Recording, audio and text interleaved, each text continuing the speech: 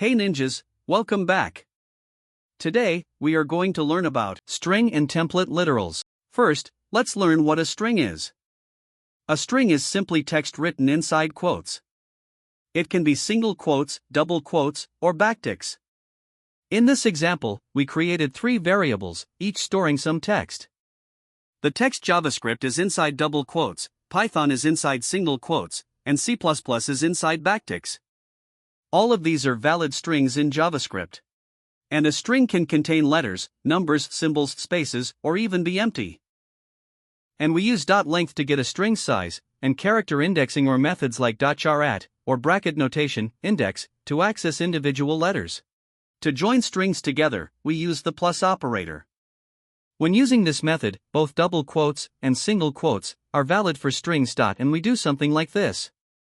Here, we joined the text with the variable student using the plus operator. In JavaScript, we can apply string methods on strings.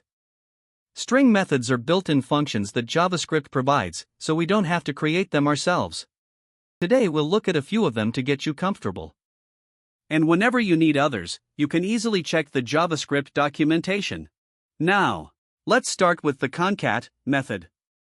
Concat means to join strings together. Here, we had 2 strings, hello and world. By using concat, we join them together with a space in between. The result is hello world.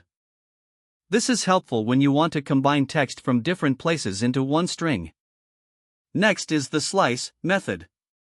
Slice is used to cut out a portion of a string. In this example, slice 0, 10 means start at index 0 and take characters until index 10, not including 10. So from JavaScript is awesome, we got just JavaScript. This is useful when you only want a specific part of a string. Now let's look at toUpperCase. This method simply changes all the letters in your string to uppercase. As you can see, the original text was hello world, but after applying toUpperCase, it became hello world. This is helpful when you want to standardize text. So those were just a few examples of string methods. Remember, there are many more string methods in JavaScript. You don't need to memorize them all, just know they exist, and when you need one, you can quickly look them up in the string methods documentation.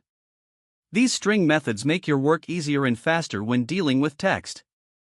Next, we'll look at template literals, another powerful feature for working with strings. They use backticks instead of quotes, and let us insert variables directly using $curly bracket. Here, we didn't use the plus operator anymore. Instead, we wrote students in course inside $curly bracket directly inside the backticks, and JavaScript automatically replaced them with the variable values. This makes the code much cleaner and easier to read. And in template literals, we can even calculate things inside $curly braces. Here inside $curly braces, we not only inserted variables, but also did a calculation marks 1 plus marks 2.